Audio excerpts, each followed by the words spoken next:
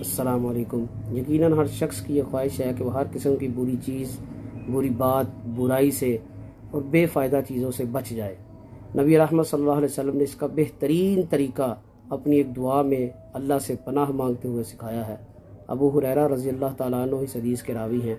बयान करते हैं कि नबी रहमत सल्लल्लाहु अलैहि वसल्लम ये दुआ फरमाया करते, अल्लाहुम्मा इन्नी आऊज़ु बिका मिन इल्मिन ला यनफ़उ व मिन क़ल्बिन ला यख़शउ व मिन नफ्सिन ला तशबउ व मिन दुआइन ला युस्मउ औ कमा क़ाल रसूल सल्लल्लाहु अलैहि वसल्लम। अल्लाह मैं आपकी पनाह तलब करता हूँ ऐसे इल्म से जो नफ़ा बख्श ना हो, ऐसे दिल से जिसमें आपका डर ना हो, और ऐसे नफ्स से जिसकी भूख ना ख़त्म हो, और ऐसी दुआ से जो आपकी बारगाह में सुनी ना जाए, जो कबूल ना हो।